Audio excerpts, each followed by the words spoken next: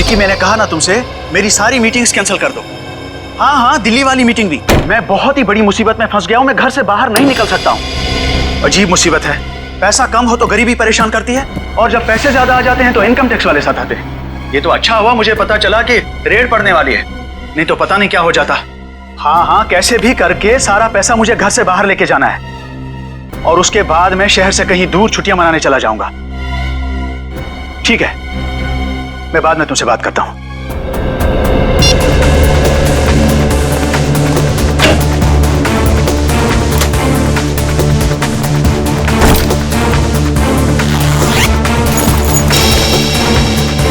पैसा तो सारा ठीक ठाक ही लग रहा है।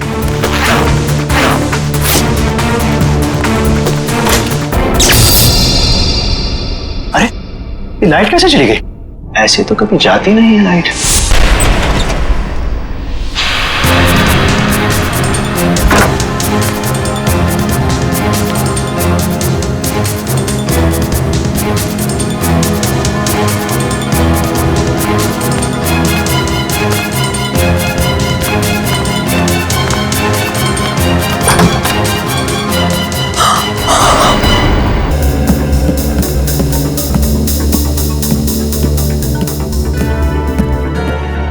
सर ये सब कैसे हो गया सर? मुझे यकीन नहीं हो रहा है सर। कल रात को ही तो मेरी दगोड़िया सर से फोन पे बात हुई थी, तब तो सब ठीक था। दगोड़िया जी का किसी के साथ कोई झगड़ा वगड़ा था? कोई दुश्मनी थी? नहीं सर, जहां तक मुझे याद है ऐसा कभी उन्होंने कोई जिक्र नहीं किया। एक लड़की ने हमें फोन किया था, वो कहाँ है? सर लड़की ने? हाँ। नहीं सर, दगोड़िया सर के परिवार में इनके अलावा और कोई नहीं है। दगोड़िया सर अकेले ही थे। तो सर फिर जिस लड़की ने हमें फोन किया था वो कौन थी? सर कहीं वही लड़की खूनी तो नहीं थी? नहीं श्रेया, लड़की खूनी नहीं हो सकती। लाश को उठा के ऊपर लटकाना कोई आसान काम नहीं है, ये कोई लड़की नहीं कर सकती। सर एक और बात समझ में नहीं आ रही, लड़की हमें इन्फॉर्म करने के बाद कि खून हुआ है यहाँ पे, खुद कैसे गायब हो गई? डर गई होगी और शायद इसीलिए उसने लैंडलाइन से, मेरा मतलब है पीसीओ से हमें फोन किया होगा। ऊपर जो पैसों से भरी बैग है, क्या जानते हैं आप उस पैसे वाले बैग के बारे में? दरअसल दगोड़िया सर कल काफी परेशान थे। एक्चुअली उन्हें पता चला था कि उनके घर में इनकम टैक्स की रेड पड़ने वाली है, और इसीलिए उन्होंने अपनी सारी मीटिंग्स भी कैंसिल करवा दी थी। अच्छा, तो शायद इसीलिए पैसे ठिकाने लगाने के प्लानिंग में लगे होंगे दगोड़िया जी। बस उसी वक्त खूनी आ गया और दगोड़िया जी का काम तमाम कर दिया।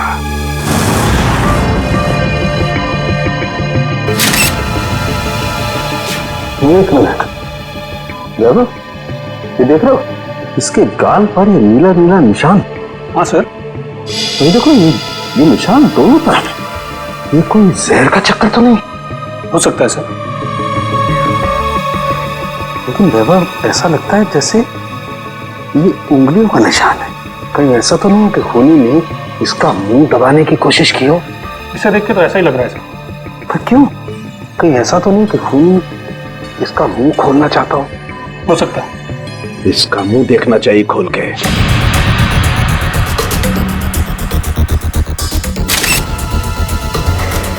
जरा फोर्सत देना।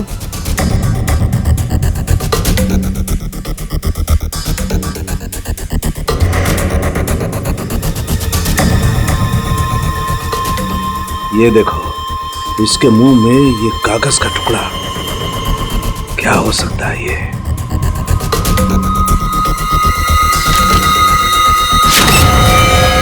अंकुश आनंद, ये किसका नाम हो सकता है?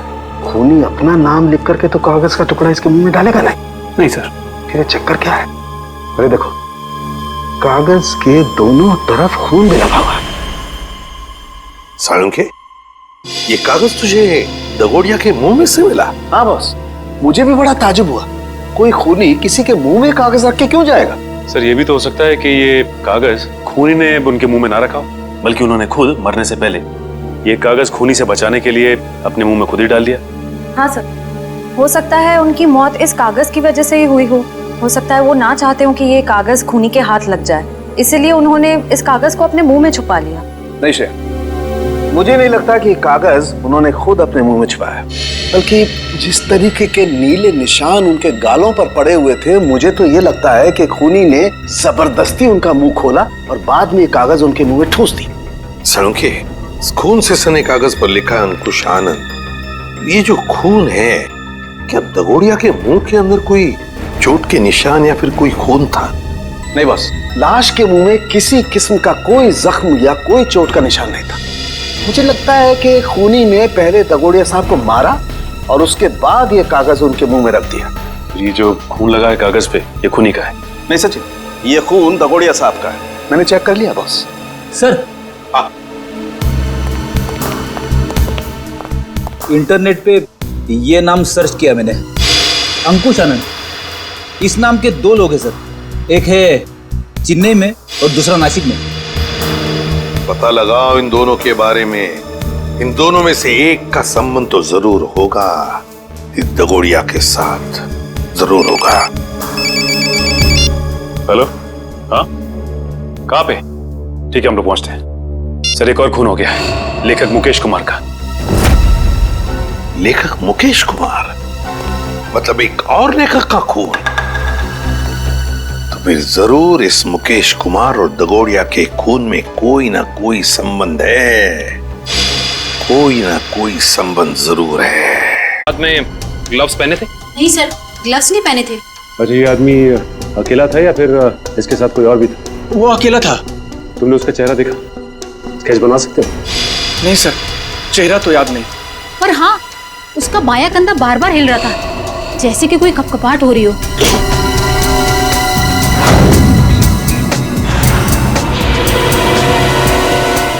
Cabin, yes sir. 1 मिनट।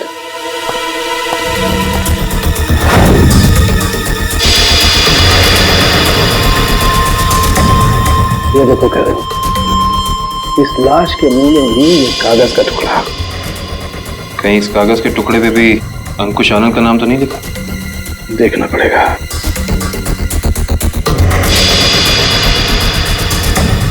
इस पे तो रिजू कालिया लिखा हुआ।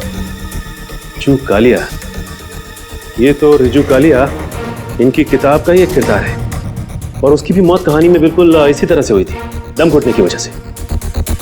इसका मतलब ये अंकुश आनंद, ये भी दगोड़िया की किसी किताब का किरदार है, और ये सारा का सारा काम सीरियल किलर का है, तो एक के बाद एक लेखकों को बिल्कुल उसी तरह से मार रहा है जैसे कि लेखक अपनी कहानी में किरदार को मारता है। ऐसे ही लगता है। सर, ओके सर, ये ग्लास बॉक्स पे कोई फिंगरप्रिंट्स मिले अभी तक कि नहीं? अभी कागज ढूंढा यार, फिंगरप्रिंट्स अभी ढूंढना बाकी है।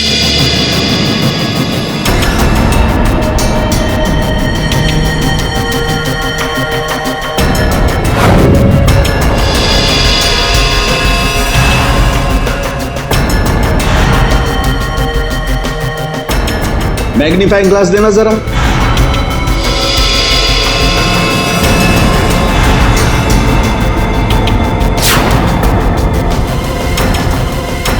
ये कैसे निशान है? कैसे निशान मतलब? डैडी, मैंने अपनी पूरी जिंदगी में उंगलियों के निशानों पर अंग्रेजी के अक्षर छपे हुए नहीं देखे। उंगलियों के निशानों पे अंग्रेजी के अक्षर? हाँ काबिल, दिखाता हूँ। जरा ग्लास दे। ये लीजिए।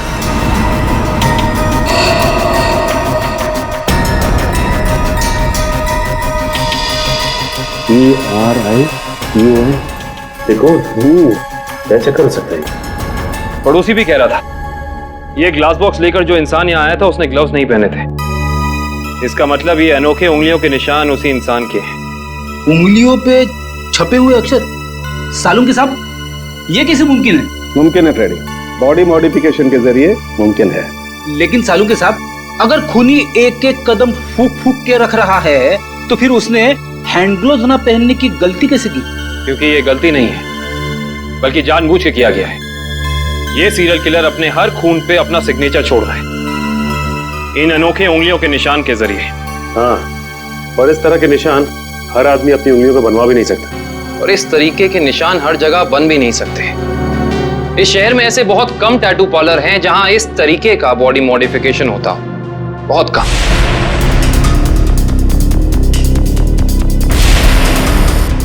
यस, ये बॉडी मॉडिफिकेशन आपने किया है? No sir. ये आपने बनाया?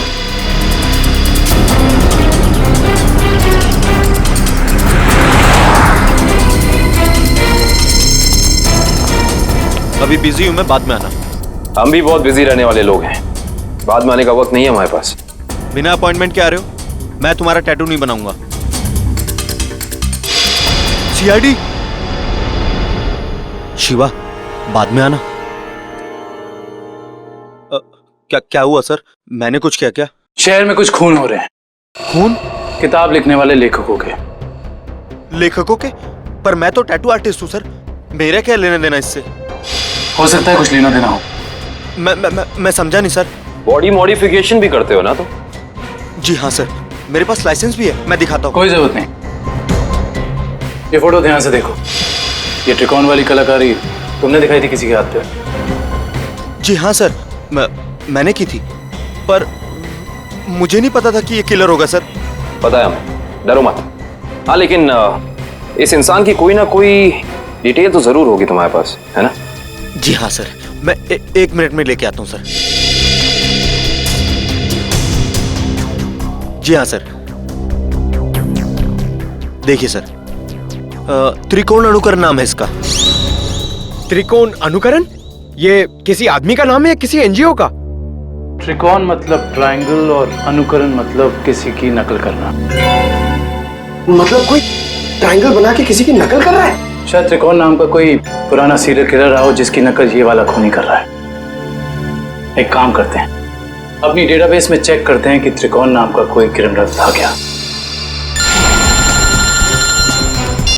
हाँ निखिल, त्रिकोण नाम का सीरियल किलर कहाँ पे? कौन सी जेल में है? शांति नगर। ओके ठीक है, थैंक यू।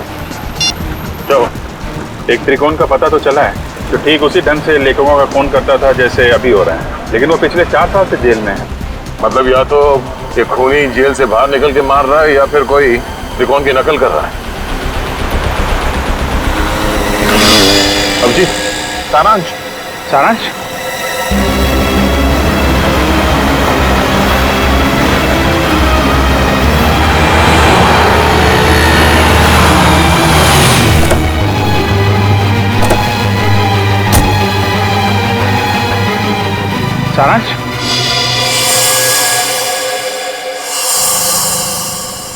नहीं अंकल, मैं तो अभिषेक हूँ। माफ करना, हम इसे कोई और समझ बैठे। सर 15 दिन हो गए, अखबार, न्यूज़पेपर्स, हर जगह कोशिश कर ली, मगर सारांश हमें मिला ही नहीं सर। मिलेगा पंकज, जरूर मिलेगा। मेरा दिल बोल रहा है सारांश हमें जरूर मिलेगा। सर, ये लोग सीआईडी से आए हैं। आइए सर, मैं आप ही लोगों का इंतजार कर रहा था। त्रिकोण से मिल सकते हैं हम लोग? हाँ, क्यों नहीं। पर सर, मुझे नहीं लगता कि त्रिकोण ये सारे खून कर रहा है, क्योंकि इस जेल से बाहर निकलना बिल्कुल ही नामुमकिन है। अच्छा, इस त्रिकोण का स्वभाव कैसा है अभी यहाँ इस जेल में? हिंसक और खतरनाक ही है या? नहीं सर, ऐसा बिल्कुल भी नहीं है। वो तो बहुत ही शांत और सुलझा हुआ है। मैं तो खुद चाह रहा था कि सरकार से अपील करूं कि उसकी सजा माफ कर दी जाए। अब ये कोई संयोग तो नहीं हो सकता कि कोई उसकी नकल करके खून कर रहा है? हाल ही में कोई आया था उससे जेल में मिलने के लिए? नहीं सर, आप तो जानते हैं कि वो स्पेशल सेल में है, और स्पेशल सेल में बाहर वाला तो क्या, कोई जेल का कैदी भी उससे नहीं मिल सकता। चलिए जरा मिल लेते हैं।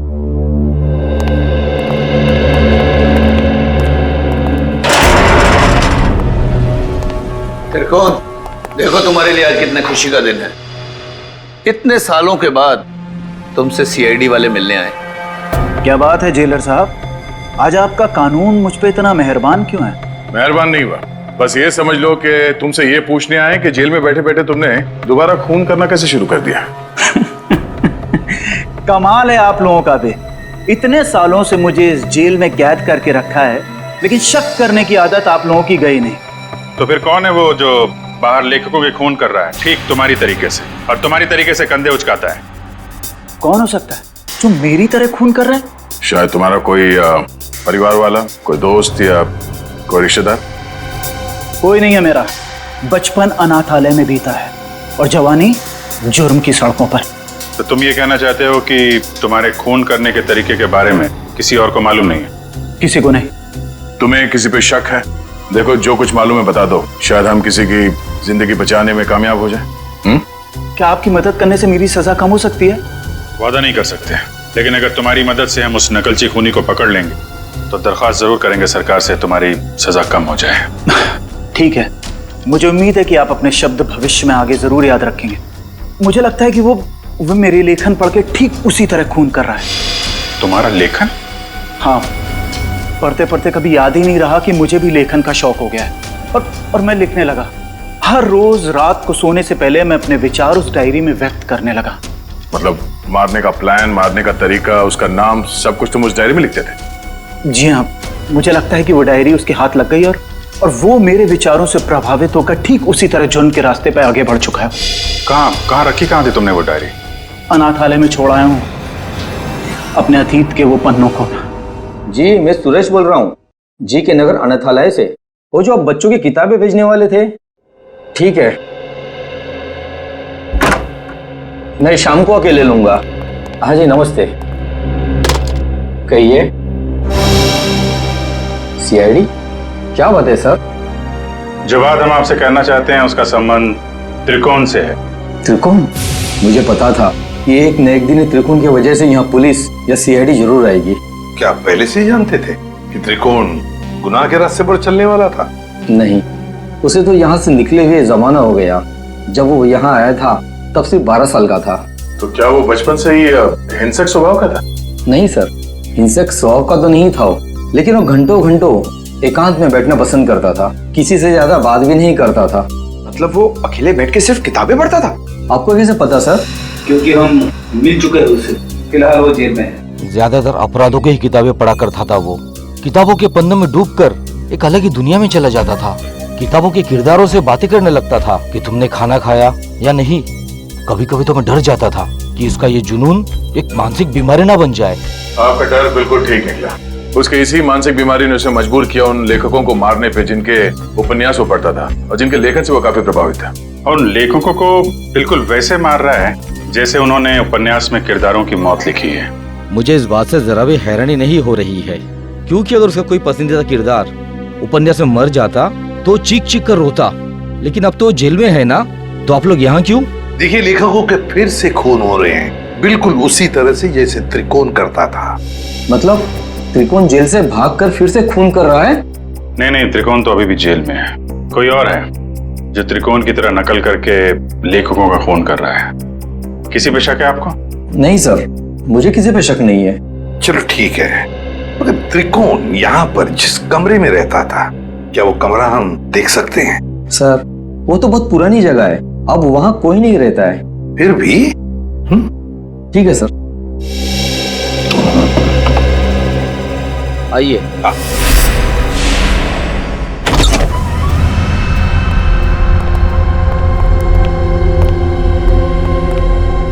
तो ये है त्रिकोण का कमरा। मैनेजर साहब, त्रिकोण के पास एक डायरी हुआ करती थी, कुछ जानते हो उस डायरी के बारे में? नहीं सर, हमें तो ऐसी कोई डायरी नहीं मिली। वैसे आप देख सकते हैं सर, यहाँ पे कुछ पुरानी किताबें पड़ी है, शायद उसमें हो। देखो फ्रेंड, किताबों को ऐसे क्यों रखा गया? संभाल के क्यों नहीं रखा?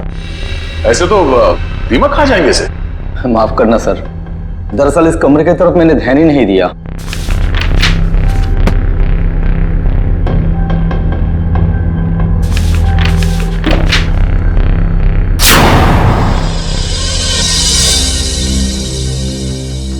सर, डायरी तो दिख नहीं रही। लेकिन मुझे कुछ दिख रहा है सर। क्या? सर, ये ईंट देखिए दीवार पे, बिल्कुल अलग है। पूरी दीवार में जितनी ईंट है उससे अलग है। दया, जरा देख लो। सर, वो केस याद है ना आपको? दीवार से लाशें निकलने वाला केस। कहीं इस केस में भी ऐसा ही कुछ? डायरी ढूंढ रहे हम, समझे? लाशें नहीं।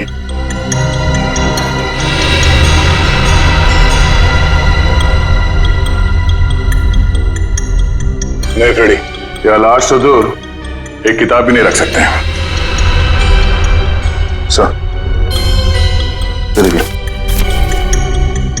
फाइल कहाँ है? हाँ, त्रिकोण। मतलब वो नकलची खूनी डायरी निकाल के ले गया। अभिजीत, ये जरूर त्रिकोण के डायरी का कवर है। मतलब यहाँ जो भी आया था वो जानता था कि त्रिकोण ने अपनी डायरी कहाँ छुपा के रखी है।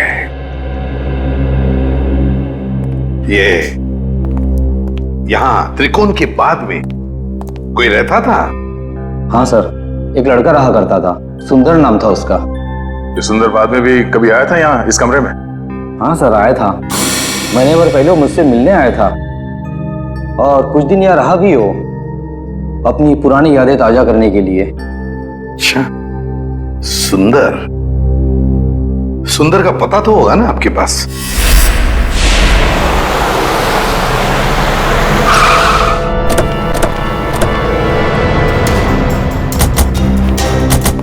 वाह भाई वाह, कितना आलीशान घर बनाया सुंदर ने। अंदर चल के देखते हैं और क्या क्या आलीशान राज छिपा रखे हैं सुंदर ने। दरवाजा तो खुला हुआ है, कहीं भाग तो नहीं गया सुंदर? लगता है कुछ गड़बड़ है। यहाँ बॉम्ब है, सिर्फ 30 सेकंड बाकी है, निकलते हैं यहाँ से। चलो चलो जल्दी चलिए। मैं मेरी मीना को ऐसा छोड़ के नहीं जा सकता। मीना, मीना, अरे रुक जा, मर जाएगा।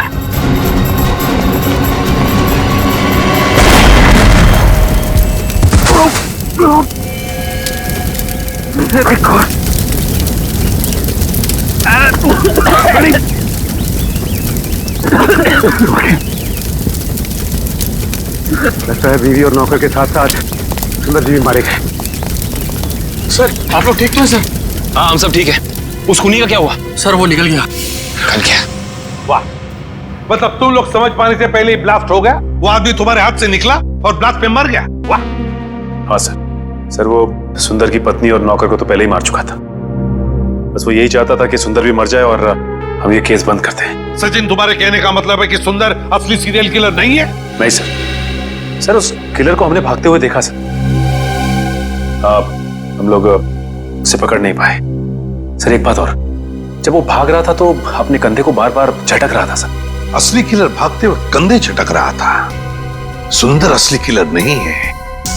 तो फिर ये असली त्रिकोण का अनुकरण करने वाला, उसकी कॉपी करने वाला त्रिकोण अनुकरण, ये जो भी कोई है जो हमें फंसाने की, गुमराह करने की कोशिश कर रहा है, इससे तो अब हम उसी की खुद के ही जाल में फंसा देंगे।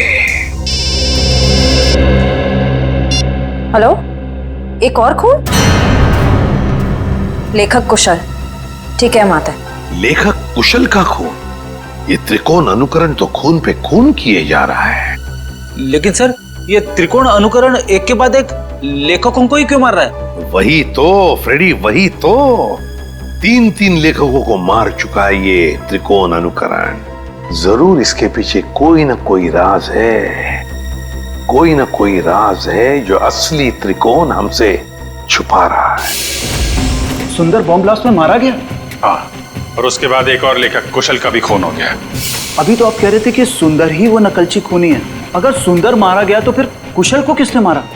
बंद करो ये ड्रामा, समझे? सुंदर के घर के बाहर जो मुजरिम भाग रहा था, वो भी अपने कंधे को वैसे ही झटक रहा है जैसे तू झटक रहा है।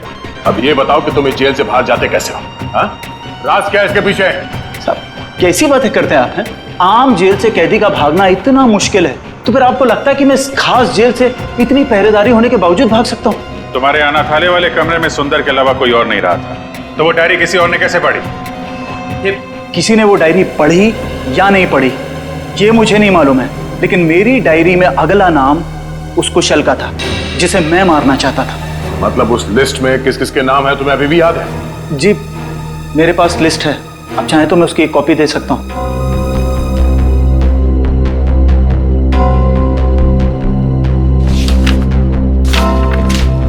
पहले देना चाहिए था, शायद कुशल की जान बच जाती। मुझे इस चीज की उम्मीद नहीं थी। आशा करता हूं कि आगे किसी और की जान नहीं जाएगी। दीपक, आखिरी नाम दीपक का है।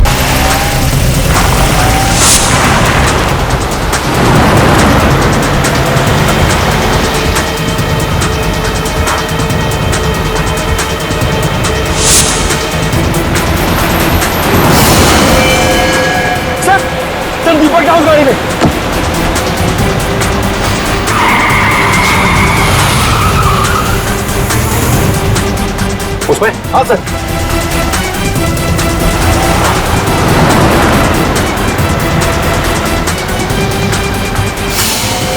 आज ये नकलची लंगूर हमारे हाथ से बचेंगे नहीं।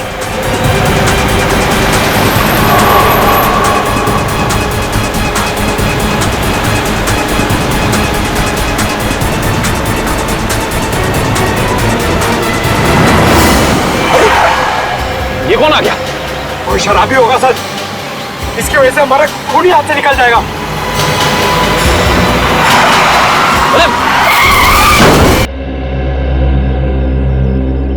आप ठीक तो है ना? हाँ मैं ठीक हूँ। हम लोग सीआईडी से हैं। ये तस्वीरें आपके पास कहां से आई? देखिए मैडम, जो भी आपको पता है हमें सब साफ साफ बता दीजिए, वरना इन लेखकों के खून में आप फंस जाएंगी। देखिए सर, मैं तो डागोरिया साहब की असिस्टेंट हूँ। वो मेरी मदद कर रहे थे मेरा पहला क्राइम नॉवल लिखने में, लेकिन उस दिन जब मैं उनके यहाँ पहुंची तो उनका खून हो चुका था। फिर मेरे दिमाग में एक आइडिया आया। मैंने सोचा कि क्यों ना मैं इस पे एक नॉवल लिखूं। बस इसीलिए मैं आप लोगों का पीछा कर रही थी, ये जानने के लिए कि आप लोग कातिल को कैसे पकड़ेंगे।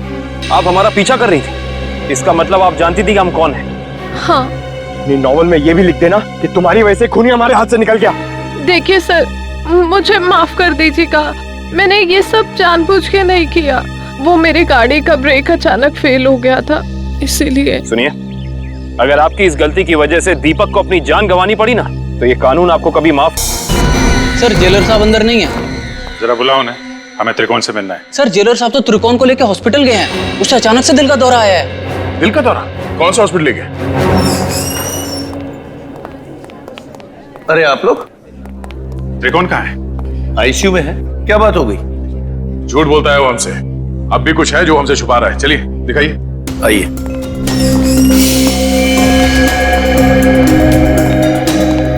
कहाँ है ये त्रिकोण? कहाँ है? अभी तो यही था, कहाँ चला गया? सर कहीं वो हॉस्पिटल से भाग तो नहीं गया दीपक को मारने के लिए? भाग कैसे सकता है? यहाँ कौन था? कौन वार्ड बॉय था यहाँ पे? सर मकरंद था। ये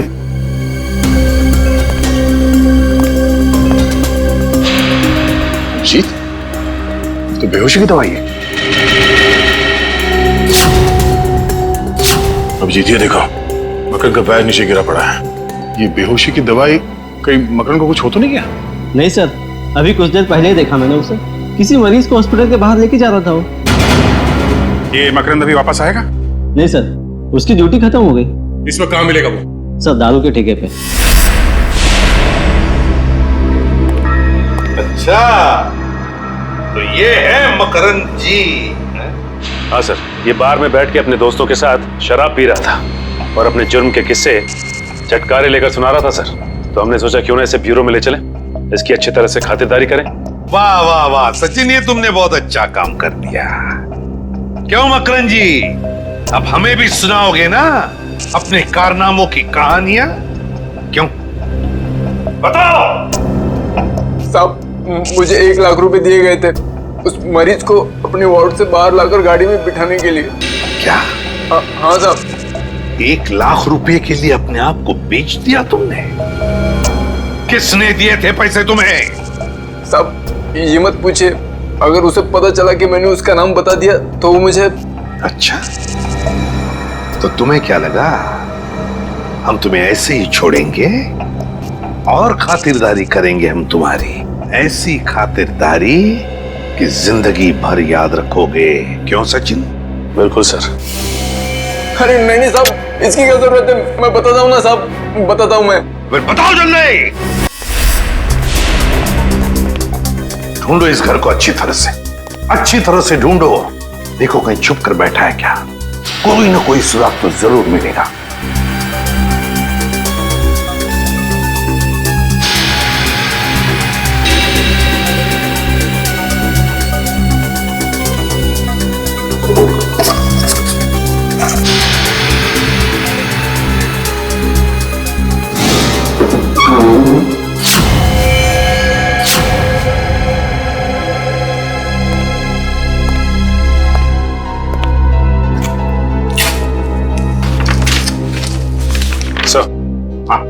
ये देखिए सर, ये कैबिनेट के पीछे कुछ रखा हुआ था। कागज है? हाँ सर, पेपर्स ही है। डायरी के पन्ने हैं? अरे ये तो त्रिकोण की डायरी के पन्ने हैं। यही तो हम ढूंढ रहे थे उस अनाथ आश्रम में। My God! क्या हुआ सर? श्रेया, इसमें लिखा है कि दीपक वो आखिरी लेखक है, दीपक जिसकी वो जान लेना चाहता है। इसका मतलब दीपक की जान को खतरा है? सिर्फ दीपक की जान को ही नहीं, उसकी अपनी जान को भी, क्योंकि दीपक को मारने के बाद लगता है उसकी जिंदगी का मकसद पूरा होता है और फिर वो अपनी जान खत्म करना चाहता है। मतलब सर, इस नकलची खूनी ने त्रिकोण को सिर्फ इसलिए अगवा किया हॉस्पिटल से ताकि वो उसे मार सके, और फिर वो उन दोनों को वहीं पे मारेगा सचिन, वहीं पे मारेगा जहां से लेखन शुरू हुआ है, उस अनाथ आश्रम में, उस अनाथ आश्रम के कमरे में। ये ठीक नहीं है, इसका अंजाम बहुत बुरा होगा। तुम्हें अंजाम की फिक्र कब से होने लगी त्रिकोण? और ये सारा खेल तो तुमने ही रचा था। मैं तो बस इसे इसकी मंजिल तक पहुंचा रहा हूं। मुझे अपने द्वारा रचे इस गुनाह की गहराई का अंदाजा हो गया है। हम दोनों को मारकर भी तुम्हें वो शांति नहीं मिल सकती जिसके लिए मैंने इतने खून किए।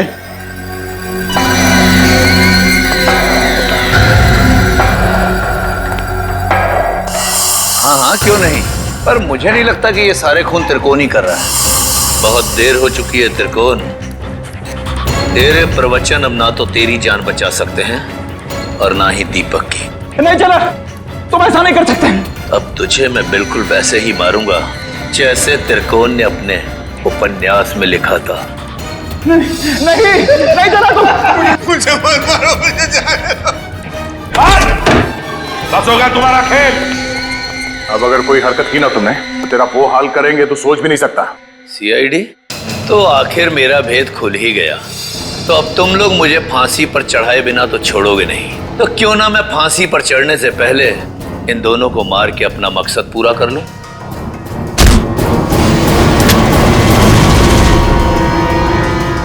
जेलर साहब उर्फ त्रिकोण अनुकरण बहुत झोंक लिया दुनिया की आंखों में धूल। आगे की कहानी हम तुमसे ही सुनेंगे। बताओ जल्दी, क्यों मारा तुमने? मैं जानता था मेरे लेखन में वही आकर्षण है, वही शक्ति है जो उन लेखकों के लेखन में थी जिनका मैंने खून किया। और इसीलिए त्रिकोण ने मुझे इसके अनाथालय भेजा ताकि इसकी डायरी के बहाने मैं इसका लेखन पढ़ सकूं और इसका फैन हो जाऊं, और ऐसा फैन हो जाऊं कि ये मुझसे जो चाहे वो करवा सके। जेलर साहब को फैन बनाने का मेरा सिर्फ और सिर्फ एक ही इरादा था, ताकि मैं अपनी सजा कम करा सकूं। इसलिए मैंने अपने हिसाब से इन्हें खून करने पर मजबूर किया, ताकि मैं आप लोगों की मदद से सुंदर को पकड़वा सकूं और अपनी सजा कम करा सकूं। और सुंदर को बलि का बकरा बनाने के बाद मुझे इस बात का अंदेशा हुआ कि त्रिकोण का सपना कभी पूरा नहीं होगा। इसके लिए कुशल, दीपक और त्रिकोण की जान लेना भी जरूरी है। तो मैंने त्रिकोण के खाने में एक दवा मिला दी जिससे इसको दिल का दौरा पड़े, और फिर मैं इसे अस्पताल से अगवा करके इसको इसकी मंजिल तक पहुंचा सकूं। अगर सीआईडी को सुंदर की लाश मिल गई तो शायद वो सीरियल किलर को ढूंढना बंद कर दें, मगर फिर त्रिकोण के उस सपने का क्या होगा? उन सब लेखकों को मार के मोक्ष प्राप्त करने का सपना? नहीं, मैं पूरा करूंगा त्रिकोण का वो सपना। मैं त्रिकोण को गुमराह होने नहीं दे सकता। उन सब लेखकों को मैं मारूंगा और फिर उसके बाद त्रिकोण को भी मैं जिंदगी की जंजीरों से मुक्त कर दूंगा, जैसा कि वो चाहता है। सुंदर के मरने के बाद आप लोग कुशल की मौत की खबर लेकर आए तो मैं समझ गया ये जेलर किसी को नहीं छोड़ेगा, एक एक करके सबको मार देगा और अंत में मुझे मार देगा। तो और क्या करता? तुम्हारे लेखन में कशिश इतनी है। फिर मैं समझ गया अगर मुझे बचना है तो उसका सिर्फ एक ही रास्ता है, सीआईडी को तुम तक पहुंचाना, दीपक के घर। वाह रे वाह, कानून का रखवाला, वाह। और ऐसा घिनौना काम, एक मुजरिम का साथ दिया तुमने। मैं जानता था कि सीआईडी कभी ना कभी पूरा सच जान लेगी, मगर मैं क्या करता? इसके लेखन के आगे मैं बेबस हो गया था और इसके शब्दों के माया जाल में मैं एक खूनी बन गया, एक सीरियल किलर। चुप! बकवास! बकवास है सब। तुम दोनों ने मिलकर कितने सारे मासूम लोगों की जानें ली। तुम्हें तो जीने का कोई हक ही नहीं। कानून तो तुम दोनों को फांसी ही देगी, फांसी।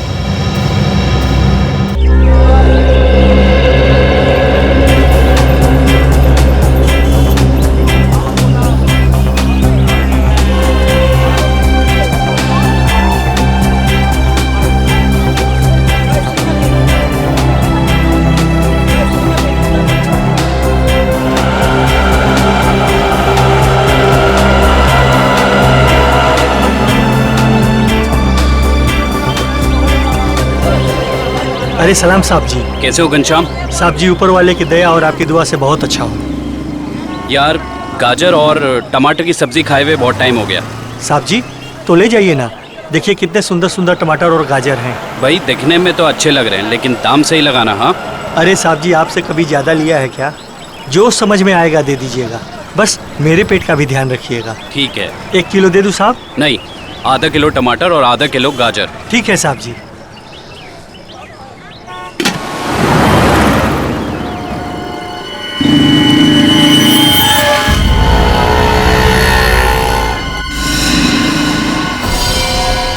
यही है वो आदमी।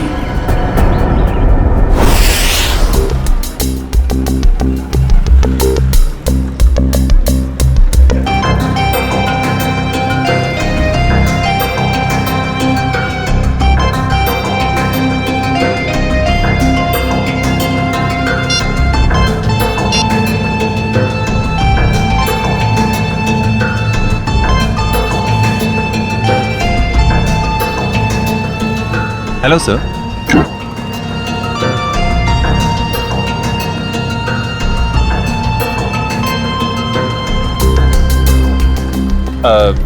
सर मेनू में कैपेचिनो है, एस्प्रेसो है, कॉफी लाते हैं। कॉफी लाते हैं? कहाँ लाते हैं? तुम तो पढ़ रहे हो। वो तो मैं आपकी मदद कर रहा था सर। मेरी माँ हमेशा कहती है जिनकी आंखें कमजोर हो उन्हें पढ़ने का कष्ट नहीं देना चाहिए।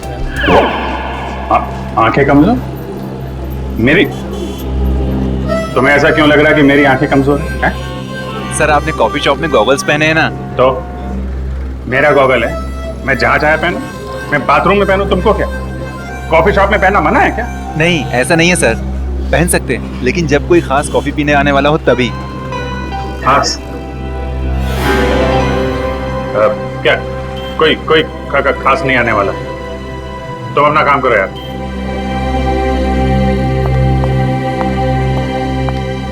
हाय विजय।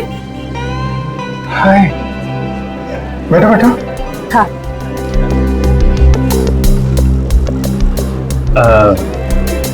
सर खास ऑर्डर लेने के लिए थोड़ी देर बाद में आता हूँ। आराम से आना, बहुत टाइम है। जा।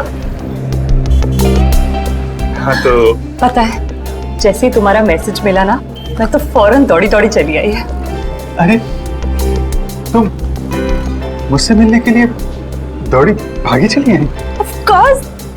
वो दीपक महोदय के बारे में जो बात करनी थी, तुम्हारा शक बिल्कुल सही था। उस चाकू पे दीपक और मनोज दोनों का खून मौजूद है। इसका मतलब दीपक उनके केस में। गोली तुम हमेशा? अरे गोली नहीं, चाकू से खून हुआ है, चाकू से। अरे नहीं, वो बात नहीं है। तुम गलत हो। क्या? नहीं मतलब मैं गलत हूँ। नहीं मतलब तुम सही हो लेकिन तुम गलत समझ रही हो। अभिषेक मैं गलत समझ रही हूँ? मैं ही तो हूँ जो तुम्हें अच्छी तरह समझ सकती हूँ। मैं जानती हूँ कि रात और दिन, सुबह शाम, खाते पीते तुम बस एक ही चीज के बारे में सोचते हो। क्या? काम। काम? ये चीज तो मुझे तुम्हारी इतनी ज्यादा पसंद है।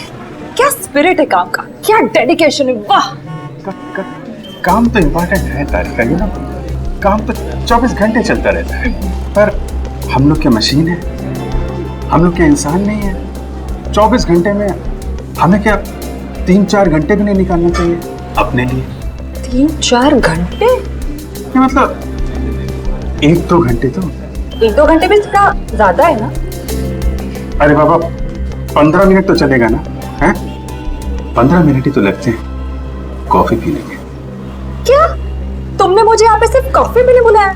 नहीं। मुझे लगा कि तुम ये दीपक केस के बारे में डिस्कस करने वाले हो, तो मैंने सानू के साथ कह दिया कि क्या कह दिया?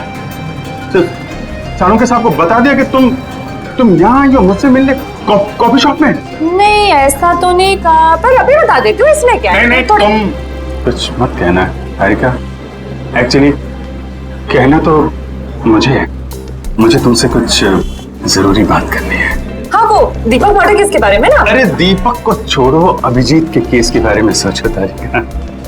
मैं अपने बारे में तुमसे कुछ कहना चाहता था। मैं कहना चाहता था कि मैं और तुम मैं तुम्हें ना, हाँ। मैं तुमको तुम और मैं मतलब कि ना हम दोनों क्यों ना? हाँ। Sorry ma'am. ओह नो, ये क्या कर दिया? क्या कर रहे हो जी? ये तरीका है कॉफी सर्व करने का? मैम आपको लगी तो नहीं? माफी मांगो। Sorry ma'am. मैम आपको डॉक्टर के पास ले चले? नहीं बेटा, कॉफी सिर्फ साड़ी पर ही गिरी है, चमड़ी पर नहीं। I am fine. वैसे तुम जैसे संस्कारी लड़के आजकल कहाँ दिखते हैं? आजकल के बच्चे तो बस अपने में ही गुम रहते हैं। बहुत नसीब वाली हूँ, इतना अच्छा पति मिला है। आंटी? नहीं आंटी, अभी हमारी शादी नहीं हुई है। अभी शादी नहीं हुई का मतलब अभी हम कुंवारे हैं, अभी शादीशुदा नहीं है। मतलब अभी तो हम साथ में काम करते हैं आंटी। ओह अच्छा, नो प्रॉब्लम, उसमें क्या बात है, हो जाएगी शादी भी। तुम्हारी अभी उम्र ही क्या है? मुझे अब चलना चाहिए, साड़ी भी चेंज करनी है घर में। Lovely couple, all the best to you and God bless you both. Thank you bye. Thank you aunty, thank you. Lovely couple, lovely couple. Bye. प्यारी आंटी है, कितनी अच्छी बातें करती है।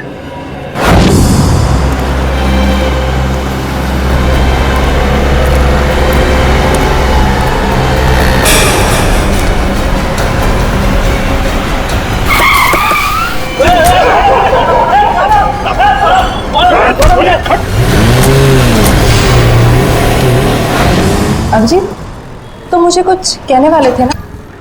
मैं कहना चाहता था। अब वो अच्छा हाँ, देखो एक्चुअली मैं ये कहना चाहता था कि मैं और तुम, हाँ, I mean, हम दोनों, हाँ हम दोनों, you know, हम क्यों ना, you know, हाँ हम दोनों क्यों नहीं, you know, बोलो। एक मिनट, फोन आ रहा है। अरे दया मुझे क्यों फोन कर रहा है? दया का फोन है? 15 मिस कॉल। लगता है मुझे ढूंढ रहा है। हेलो दया। हाँ बोलो। मैं तो इधर कॉफी शॉप में। कौन? अभिजीत? वो तो ये रहा। ये क्या इशारे कर रहे हो? कुछ समझ में नहीं आ रहा है। चलो तुम्हें बात कर लो। हाँ क्यों नहीं। हाँ हेलो दया, कॉफी शॉप में क्या कर रहा हूँ? अरे यार वो चार्जर लेने आया था। अरे मेरे फोन की बैटरी खत्म हो गई थी, तो जो तारिका जी ब्यूरो के बगल में जो कॉफी शॉप है ना, वहां पे कॉफी पी रही थी, तो मैं चार्जर लेने आ गया। हाँ मालूम है तुम्हारे पास भी चार्जर है। मैंने पता किया था तो फ्रेडी ने बताया कि तुम और श्रेया कहीं निकले हो। हाँ बताओ फोन क्यों किया? वो वैन का नंबर देखा था तुमने? साहब सब कुछ इतना अचानक हुआ कि नंबर देखने का मौका ही नहीं मिला। अच्छा, तुमने उस वैन का रंग तो देखा होगा ना? सिल्वर रंग की गाड़ी थी। गाड़ी में कितने लोग थे? कुल 4 लोग थे साहब। शक्ल याद है उसकी?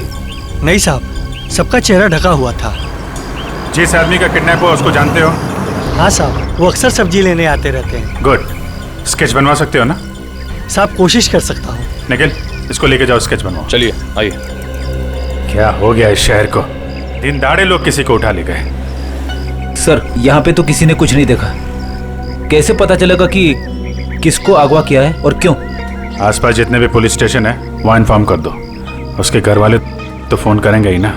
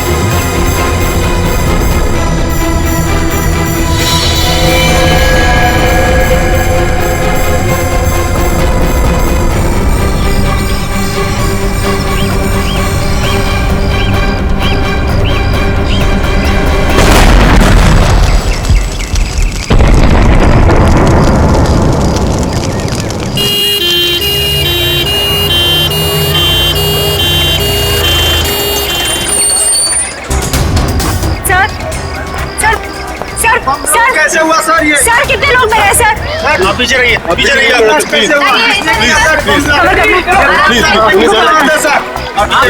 पीछे रहिए आप लोग, पीछे रहिए। आपको क्या लगता है ये बम ब्लास्ट कैसे हुआ? प्लीज थोड़ा पीछे हो जाइए। कितने लोग मरे हैं सर? कुछ तो इन्फॉर्मेशन दीजिए।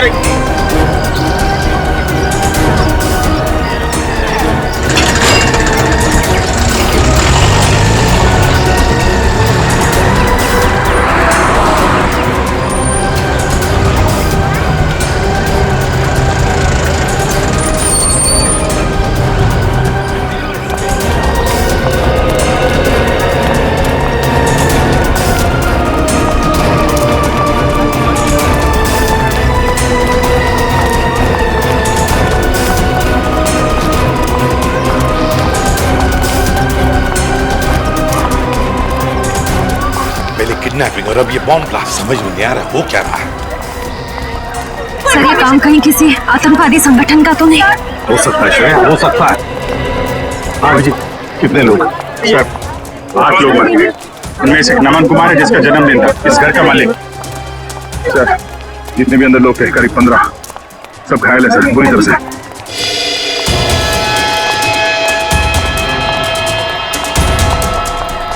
बस हाँ, इस बॉक्स में फटा था बम, ये देखो।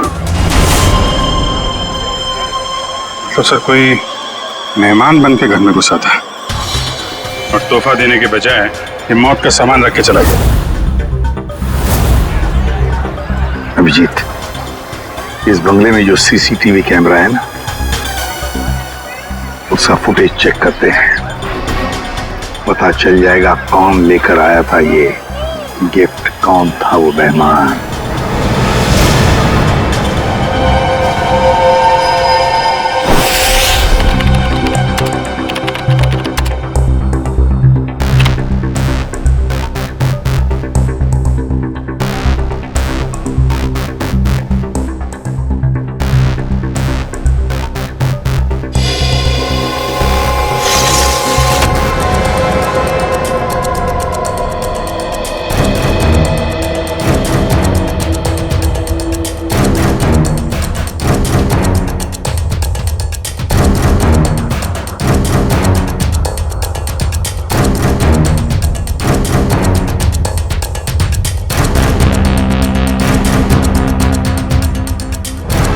सर, ये रैपर लगता वही रैपर ही है। श्रेया, पॉज करो, जूम करो रैपर पर। सब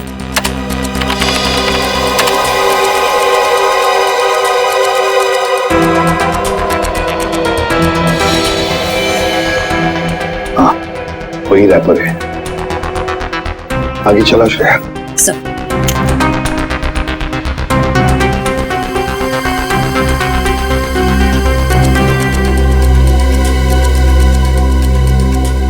श्रेया, पॉज करो और जूम करो लड़की के चेहरे पर।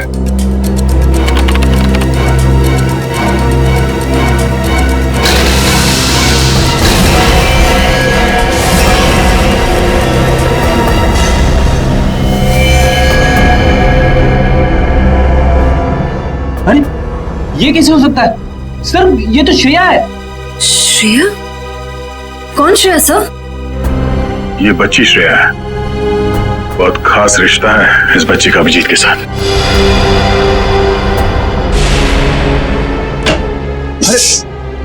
नहीं, डरो मत बेटा। सही है, बच्ची यहाँ पे है, काफी डरी हुई है। इसने तो अपनी माँ का खून होते हुए देखा है आंखों के सामने। कुछ भी नहीं खा रही है, कुछ बोल भी नहीं रही है सर। लगता है बहुत धक्का लगा है इसे। श्रेया ना तो सुन सकती है और ना ही बोल सकती है सर। तुम्हें शायद अंदाजा नहीं है कि उस बच्ची पर क्या बीत रही है।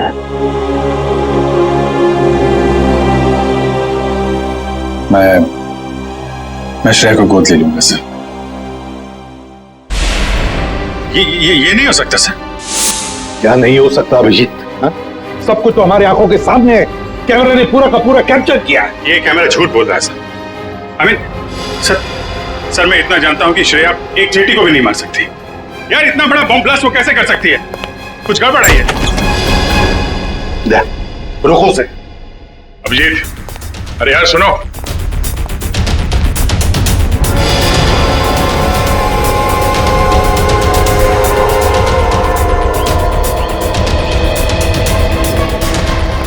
अभिजीत सुनो।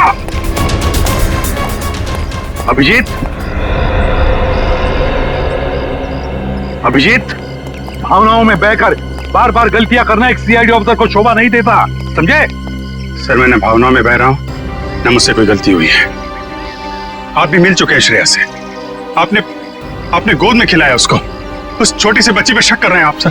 अभिजीत, गोद में तो मैंने नकुल को भी खिलाया था, अपने बेटे को, पर क्या अंत हुआ? देखो अभिजीत, कानून के पहरेदारों को दिल से सोचने का कोई अधिकार नहीं होता। पर श्रेया ने कोई गुनाह नहीं किया सर। मेरा दिल नहीं मानता सर। ठीक है, मैं उसको फोन करता हूं सर।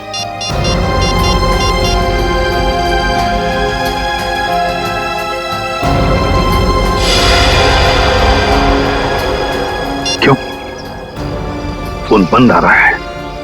सर शायद श्रेया की बैटरी खत्म हो गई होगी। अगर श्रेया की जगह कोई और मुजरिम होता तो तब भी यही कहते तुम? 1 घंटे के अंदर अंदर मुझे श्रेया चाहिए। 1 घंटे के अंदर गिरफ्तार करो उसे।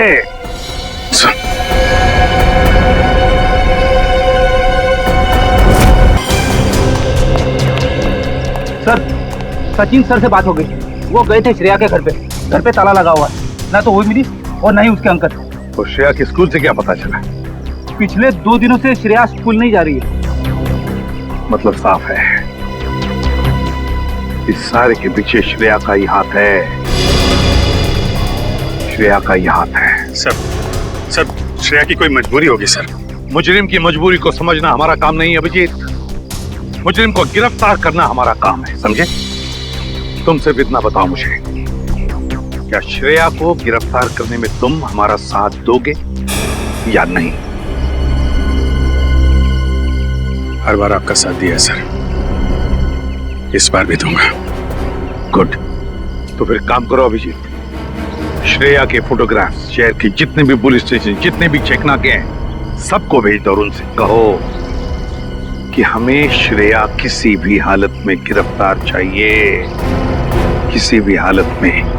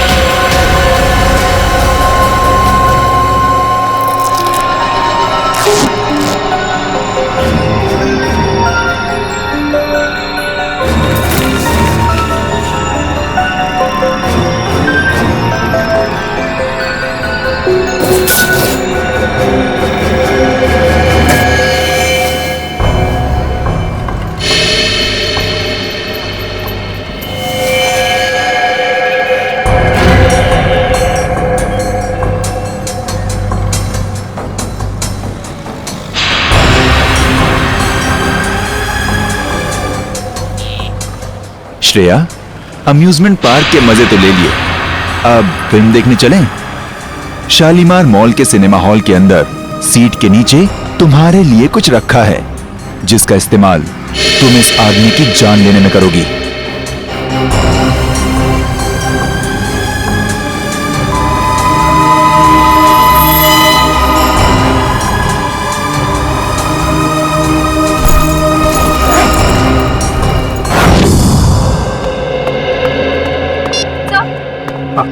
सर, श्रेया का पता चल गया।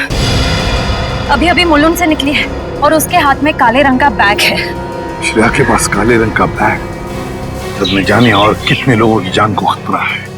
इस बार किसी की जान नहीं जाएगी सर, ये अभिजीत का वादा है आपसे। मैं जाकर रोकूंगा श्रेया को।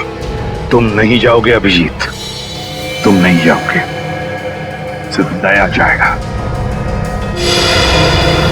सर प्लीज आप इस तरह अभिजीत पे शक मत कीजिए। वो जो करेगा कानून के दायरे में रह के करेगा सर, प्लीज सर।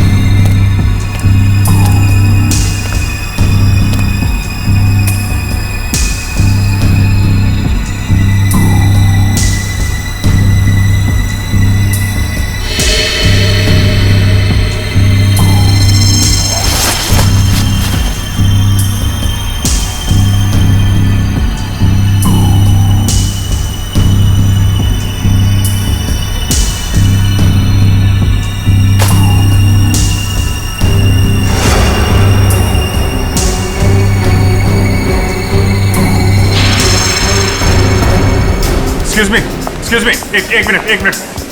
सीआईडी।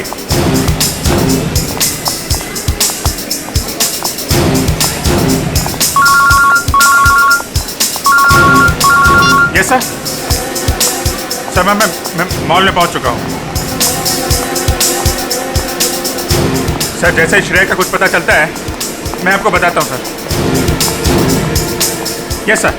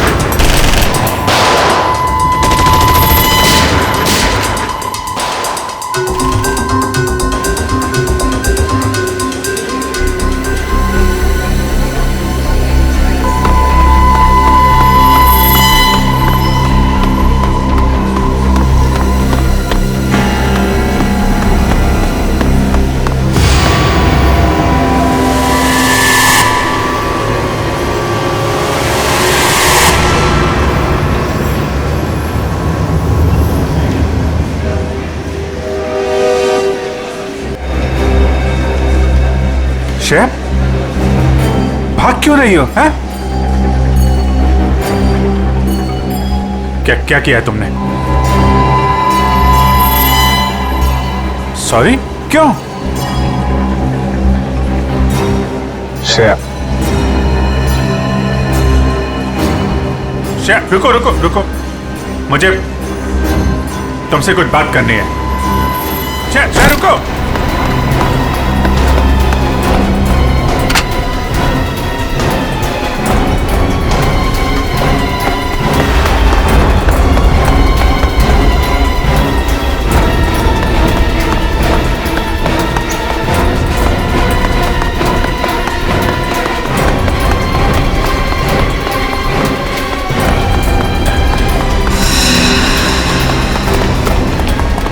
चल चल।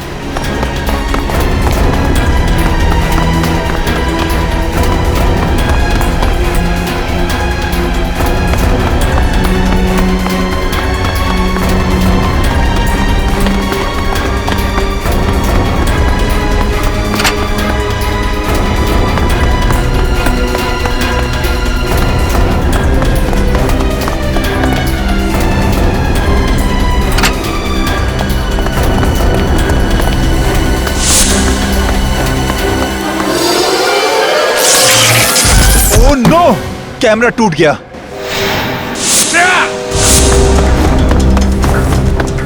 ओह! पीछे का कैमरा। श्रेया, श्रेया, ये क्यों?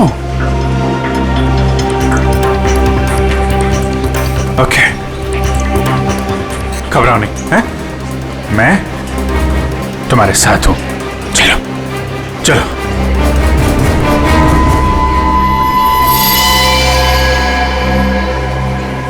हमारे सारे प्लान का बैंड बज गया है। अभिजीत ने श्रेया को पकड़ लिया है। मुझे समझ नहीं आता है ये सीआईडी वाले जरूरत से पहले हर जगह कैसे पहुंच जाते हैं। सर, सीनियर इंस्पेक्टर अभिजीत को 1 घंटा हो चुका है श्रेया को गिरफ्तार किए हुए, पर क्या वजह है वो अभी तक वापस ब्यूरो नहीं है। सीआईडी इंस्पेक्टर अभिजीत एक जिम्मेदार सीआईडी ऑफिसर है। क्या अपना काम जानते हैं वो अच्छी तरह से। हो सकता है किसी और काम में फंस गए हो, इसीलिए देरी हो रही है।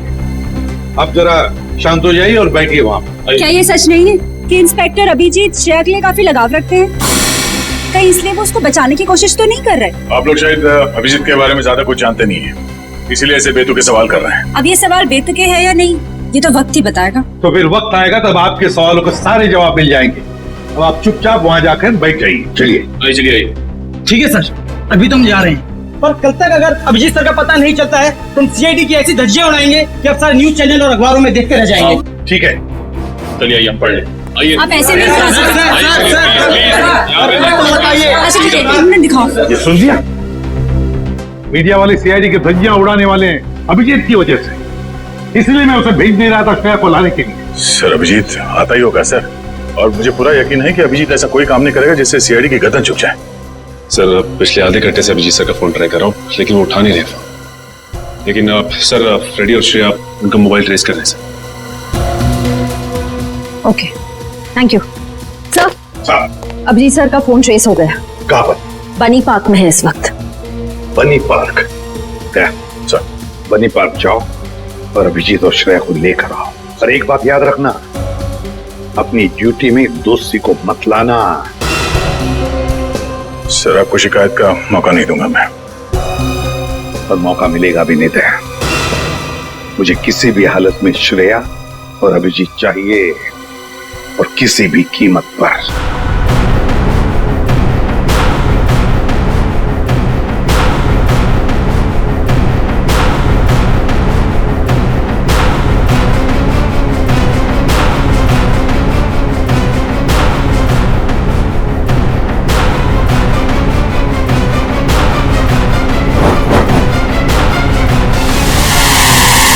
इस तरह के और भी एपिसोड देखने के लिए हमारे चैनल को सब्सक्राइब करें और बेल आइकन दबाना ना भूलें।